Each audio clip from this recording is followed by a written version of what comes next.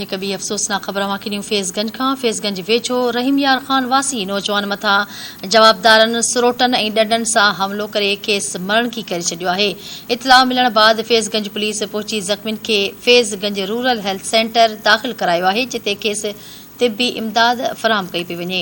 डॉक्टरनि मूजिबि ज़ख़्मी जी हालत गणतीअ जोगी ॿुधाई पई वञे। पुलिस मूजिबि नौजवान जी सुञाणप इरफान वल्द नज़ीर अहमद तौरु थी आहे, जंहिं मथां 5 जवाबदारनि हमलो करे ज़ख़्मी कयो आहे। उन सिलसिले में 2 ॼणनि साजन ऐं अल्ताफ़ खे गिरफ़्तार करे वरितो आहे। आगाह कयूं फेज़गंज वेझो रहीम यार ख़ान वासी नौजवान मथां जवाबदारनि सुरोटनि ऐं ॾंडनि सां हमलो करे खेसि मरण की करे छॾियो आहे। इतलाह मिलण बाद फेज़गंज पुलिस पहुची ज़ख़्मियुनि खे फेज़गंज रूरल हेल्थ सेंटर दाख़िल करायो आहे, जिते खेसि तिबी इमदाद फराहम कई वई आहे। डॉक्टरनि मूजिबि ज़ख़्मी जी हालत इंतहाई गणतीअ जोगी ॿुधाई पई वञे। पुलिस मूजिबि नौजवान जी सुञाणप इरफान वल्द नज़ीर अहमद तौरु थी आहे, जंहिं मथां 5 जवाबदारनि हमलो करे खेसि ज़ख़्मी कयो। उन सिलसिले में 2 ॼणनि साजन ऐं अल्ताफ़ खे गिरफ़्तार करे वरितो आहे।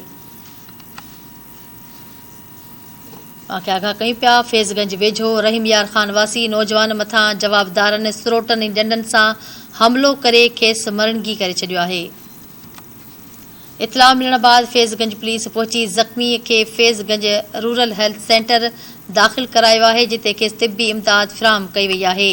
डॉक्टरनि मूजिबि ज़ख़्मी जी हालत गणतीअ जोगी ॿुधाई पई वञे। पुलिस मूजिबि नौजवान जी सुञाणप इरफान वल्द नज़ीर अहमद तौरु थी आहे, जंहिं मथां 5 जवाबदारनि हमलो करे ज़ख़्मी कयो आहे।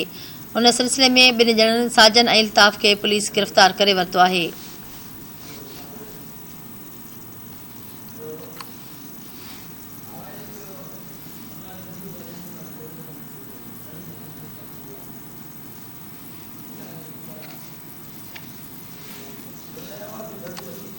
फेज़गंज वेझो रहीम यार ख़ान वासी नौजवान मथां जवाबदारनि सुरोटनि ऐं ॾंडनि सां हमलो करे खेसि मरणगी करे छॾियो आहे।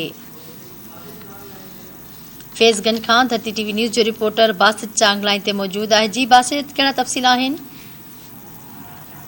जी फेज़गंज पकाचंग भरिसां रहीम ख़ान वासी नौजवान मथां जवाबदारनि पारां सिरोटनि ऐं ॾंडनि सां हमलो खेसि मरणी करे छॾियो। इतला मिलण बाद फेज़गंज पुलिस ज़ख़्मी खे फेज़गंज रूरल हेल्थ सेंटर दाख़िल करायो, जिते खेसि तिबी इमदाद कई पई वञे। डॉक्टर मूजिबि संदूक जी हालत आहे उहा गणती जोगी ॿुधाई पई वञे। पुलिस मूजिबि नौजवान जी सुञाणप इरफान वल्द नज़ीर अहमद तौरु थी आहे, खेसि 5 जवाबदारनि मथां हमलो कयो। उन सिलसिले में घोट हाजी हुसैन शाह वासी 2 जवाबदारनि साजन ऐं अल्ताफ़ खे गिरफ़्तार करे वरितो आहे। पुलिस मूजिबि मर्निंग थियल नौजवान जो हमले वारनि पारां इल्ज़ाम लॻायो आहे त खेसि कुझु अर्सो अॻु हिन खेसि हिकु नारी खे अगवा कयो।